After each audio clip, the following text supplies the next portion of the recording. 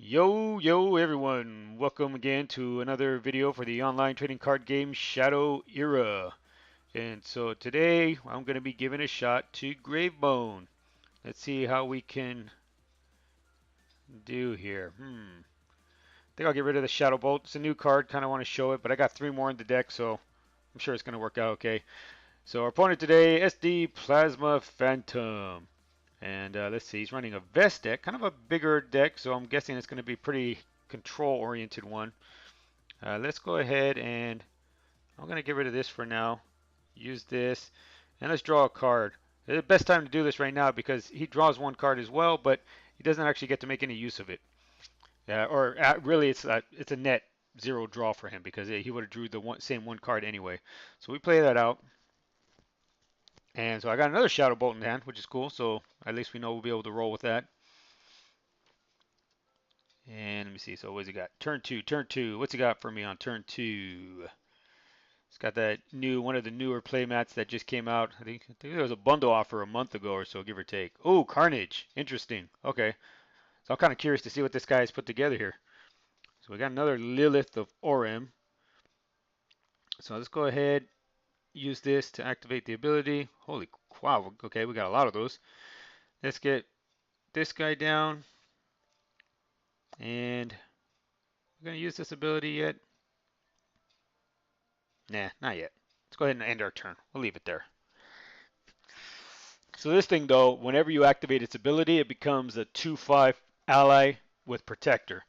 And remember, Protector allies that have Protector, it means that you can't deal any damage or target any allies before you get rid of that one.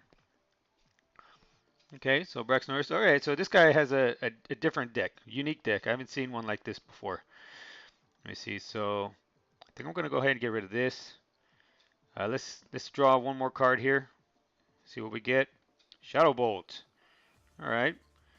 Then I'm gonna go ahead and we'll get this guy. We'll discard our Lilith of Orem. Okay, now we'll activate this guy, I think.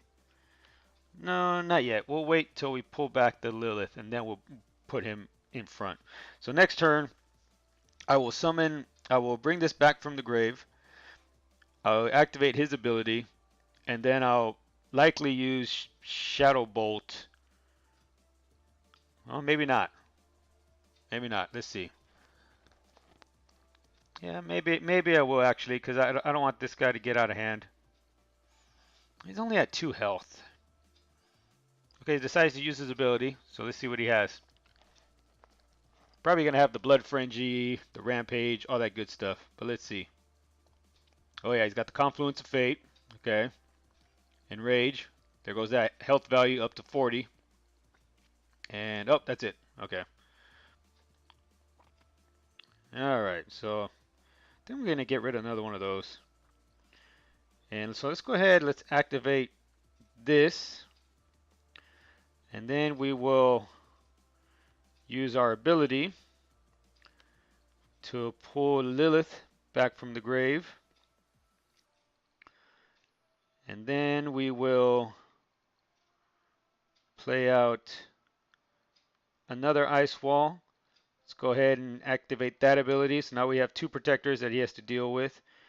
And then I will throw out this, and I will discard this ally so that I can deal damage to that guy. I don't get to buff anything, but that's okay. At least I get to get this off the board.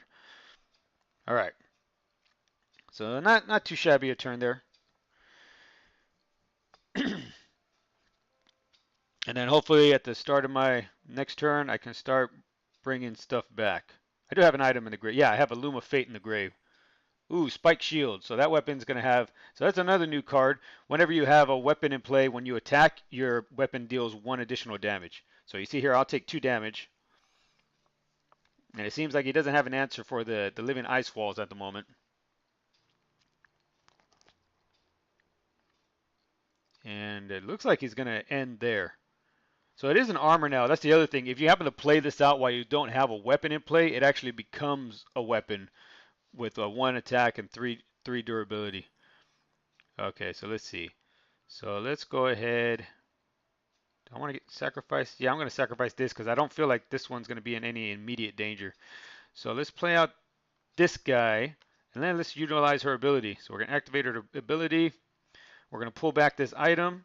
It's going to become a homunculus ally, and that also buffs my other homunculus ally in play. Let's go ahead and we'll come in and take a swing, deal a little bit of damage, and then let's end our turn. All right, I'm feeling pretty good about this. I think we got a pretty solid setup here with our two protectors keeping everything else out of play. And warriors generally don't have a lot of one-hit kill options, so he's not going to have a easy way to get rid of those two allies. But he does decide to utilize his ability, Medal of the Warrior. So now, oh, we got a Shadow Knight in play. So that guy's going to be scary. We're going to have to get rid of that because that's a big 5 attack value. Okay, so he decides to come in and hit me again. And now he's finished with that turn. Alright, so let's skip here. We'll skip. Luckily, I have a Shadow Bolt, so I'm just going to utilize the Shadow Bolt to deal a lot of damage to this guy. Actually pumps up my Shadow Energy to 3. Then I'm going to play this out. We'll utilize the ability here. Discard a card from my hand. Draw a card. Ooh, discarded Plightbred Runt. So whenever that guy gets discarded, all your homunculus allies gain +1/+1. So that's why these two guys went up in value. And I only have 2 of those guys in there, so that was a lucky pull. And we'll end it there, I think. Yep. And this game went about as perfectly as it could go for me. So, uh-oh, my protector's gone. No! I should have kept track of that. Now, if he has like crippling blow or something, he can start shutting down some of my allies. I also have 2 sacrificial lambs in here though, so even if he does maybe throw a crippling blow on something, I can get some value out of it by playing sacrificial lamb on it and getting some cards. And, oh, there's the crippling blow. So in case you don't know what sacrificial lamb is, you actually kill an ally of yours and draw cards equal to that ally's cost to a maximum of 3. Okay, so let's go ahead. Let's skip our turn real quick. Let's utilize the crystal shards. What do we discard? No! There it is right there. That's what I wanted to do. So I think what I'm going to do though is I'm going to go ahead. I'm going to play the Living Ice Wall again. I'm going to activate its ability so we have a protector. Then I'm going to utilize the ability here to get rid of this weapon. Turn it into a homunculus ally. Buff my other homunculus allies. And I'll actually use this ability to discard this guy and buff up this even more.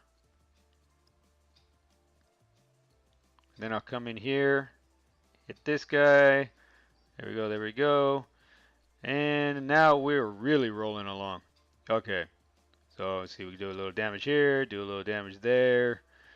We're gonna come in with this guy, hit for 5. And I don't have anything. My ability is ready to go, but I got nothing in here I want to bring back. All right, so we'll go ahead and end our turn.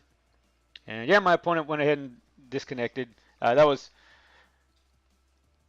really, it was just a real bad matchup for him because I had all these protector allies out, and he just has no way to deal with them. So it was a rough match. Even though I just kind of threw this together, it was just something that he was not going to be able to handle, especially since I had all those protectors right at the beginning. So again, this was the deck that I was playing. Let's just take a look at some of the new cards that were in here. Let me see. Shadow Bolt. Yeah, so this, you see here, 5 damage plus X. Oh, it is electrical damage, so make sure you pay attention to that. Don't be trying to zap like an entangled wisp or anything that has electrical immunity, like Thunderstone Golem, Thunderstrike Golem. What the hell is his name? I swear it was just changed. Anyway, so the 5 plus X is for how many of these you have in the grave, you deal an additional 1 damage. So if you happen to have 3 of these in the grave already, if 5 plus 3, 8 damage, that's not too bad. And you actually gain shadow energy, 1 shadow energy when you use it. So that's a great thing as well. Sacrificial Lamb. My main draw in here that I have set up is I have 2 Crystal Shards, 2 Loom of Fate, because I want those to be able to use with Lilith, and then I have 2 Sacrificial Lamb, and then I have 4 False Blood Cultists. So the main thing that you're looking for, hopefully, is that you have False Blood Cultist and then Lilith of Orem in hand. This way on turn 4 you're able to play this guy, throw her to the grave, and then pull her back from the grave, and then activate your Living Ice Wall. So your ideal plays really would be something like Crystal Shards or Loom of Fate turn 2, Ice Wall turn 3, this guy into Lilith turn 4 if you're going second. You saw me when I was playing that last game. I had basically a perfect start, and there was nothing he could really do about it. That would have been tough for most players because I ended up having 2 of my Living Ice Walls out early, and so it worked out pretty well for me. And let me see. So Lilith of Orem, you got to see it in action a little bit. So for 3 cost, target item in the graveyard is returned to play under your control as a homunculus ally with electrical attack, and it's only 1/2 ally, but all friendly homunculus allies gain 1/1, so it turns into a 2/3.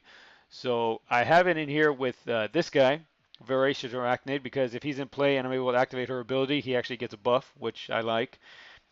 This guy is in here because he's a homunculus, but he's also a pretty good tech card against like hunters and warriors because they're the cards that they like to play, like Crippling Blow or Retreat or Hunter's Gambit, are all 3 cost or less. So this actually negates that. He dies, but because he dies, maybe hopefully you have this guy in play so he'll get buffed. And really it just makes your opponent have to play around uh, what they want to do. Then maybe they have to waste a turn getting rid of this before they can use their Hunter's Gambit, because Hunter's Gambit tends to be the best draw option for most heroes. And also, if you have a Crippling Blow, you're really looking to want to put it on this guy or maybe Lilith, and last thing you want to do is play it and then this guy dies. So it can screw with certain opponents and also against other mages. Fireballs, one of their main damage sources. They can't play Fireball if this guy's in play, or they can and it just cancels it out. And then I have 2 of the Plightbred Runt. So I only have 2 of these guys because I don't really plan on trying to play this guy on turn 2. The main thing that I want him for is maybe I can discard it with a False Blood Cultist. You see, because remember, all homunculus allies gain +1/+1. Or I can discard it with Abomination Factory, and so I would be able to buff all my homunculus allies in play, and then including the one that I target to give an additional 1/1. Or I get lucky like I did, and Crystal Shards gets rid of it. Let me see, what did I do? Oh, I hit export. So again, yeah, so this was the deck that I was playing. I'm sure you can make something better. Like I said, I just kind of threw this together right now to play with it and see how it turned out. And so the 4x Shadow Bolt, you see I don't have any ability damage here to deal to my opponent. I just have the 4 Shadow Bolt. 4 Shadow Bolt, and then maybe you can count this guy as ability damage, if you discard him with the False Blood Cultist or if you discard it with the Abomination Factory. And this guy's another control option as well. If his attack gets high enough, then you can just start spending that 1 shadow energy to keep clearing your opponent's board. So, I mean, nothing direct damage to the face-wise for my opponent, but hey, it was fun. I'm sure it does well against some decks, like it did against the Warrior that I just faced, and I'm sure it does lousy against plenty of others because I'm not good at making stuff. But hey, if you want to give this a shot, maybe you can make it better. I'll go ahead and put the export code in the description of the video. Remember, all you got to do is you're gonna see this code. I'll just say export code. So all you gotta do is take that code, come into your deck builder, hit import, type it in, and then when you hit import, boom, error, no deck found. Well, it won't say that, but it'll load up this deck for you as long as you have all the cards available. Okay. All right. So again, thanks for watching. I'm glad I was able to get a win on this one. I actually played another game before. It was a really close game with Victor. I just ended up running out of draw, and he beat me at the end there. But you can find it in my match history. It was against TJ Inevitable, and I could always put that one up too. But hell, you can search it. And I made some changes to the deck when I came over when I played the second game, so that's why I didn't use that recording either. I switched up the numbers of draw here, the number of the Shadow Bolt, the Plightbred Runt, the Sacrificial Lamb. I took out some things, so I actually changed about 8 cards, I think, and then give it another shot. But if you want to see that match, it was a decent match. It was close in the end. A good tech card by him, and Stun Turret came down, ended up winning the game for him. But again, thanks for watching, guys. Make sure to do all that stuff that I always ask, that all the professional YouTubers ask. Like, share, subscribe, yada yada yada. Let's keep trying to get the word out of this game. And until then, I will see you guys with the next video.